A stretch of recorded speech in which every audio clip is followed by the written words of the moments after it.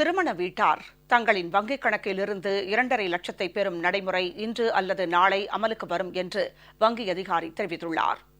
கருப்பு பணத்தை ஒழிக்கும் நடவடிக்கையாக 500 மற்றும் 1000 ரூபாய் நோட்டுகள் செல்லாது என்று கடந்த 8ஆம் தேதியன்று பிரதமர் திரு நரேந்திர மோடி அறிவித்தார். மேலும் பழைய ரூபாய் நோட்டுகளை வங்கியில் செலுத்தி புதிய ரூபாய் நோட்டுகளை பொதுமக்கள் பெற்றுக் கொள்ளலாம் என்றும் அறிவிக்கப்பட்டது. மேலும் பணத்தட்டுப்பாட்டால் திருமண வீட்டார், விவசாயிகள், வியாபாரிகள் பாதிக்கப்படுவதாக மத்திய அரசிடம் புகார்கள் குவிந்தன. இதைத் தொடர்ந்து திருமண வீட்டார் தங்களின் செலவுக்காக வங்கிக் கணக்கிலிருந்து 2.5 லட்சம் வரை எடுத்துக் கொள்ளலாம் என்று மத்திய நிதியமைச்சகம் அறிவித்தது.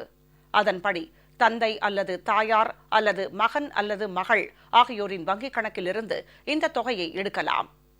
இதற்காக திருமண பத்திரிகை, சொந்த உறுதிமொழி கடிதம் உள்ளிட்ட விவரங்களை வங்கியில் சமர்ப்பிக்க வேண்டும் என்று அறிவுறுத்தப்பட்டது.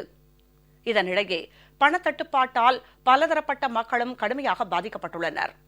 பஞ்சாப் மாநிலம் லூதியானாவில் ஆடை வடிவமைக்கும் தொழிற்சாலைகள் கடும் பாதிப்பை சந்தித்துள்ளது.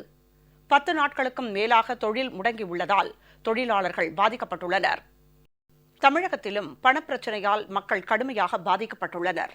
இதன் காரணமாக கன்னியாகுமரியில் பழைய ரூபாய் நோட்டுகளை மாற்றுவதற்கும் புதிய ரூபாய் நோட்டுகளை பெறுவதற்கும் நடமாடும் வங்கி சேவை மேற்கொள்ளப்பட்டுள்ளது.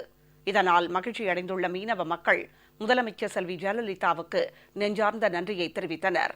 இதனிடையே மைசூர், நாசிக் ஆகிய இடங்களில் அச்சடிக்கப்பட்ட புதிய 500 ரூபாய் நோட்டுகள் சரக்கு விமானம் மூலம் சென்னை விமான நிலையத்திற்கு கொண்டுவரப்பட்டது.